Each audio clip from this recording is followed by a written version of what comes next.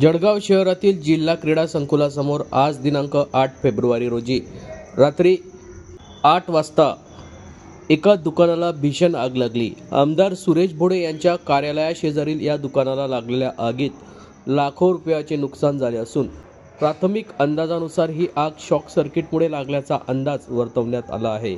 अग्निशमन दलाने घटनास्थळी तातडीने पोहोचून ही आग विझवली असून सुदैवाने जीवितहानी टळली असली तरी संपूर्ण दुकान यावेळी जळून खाक झाले आहे।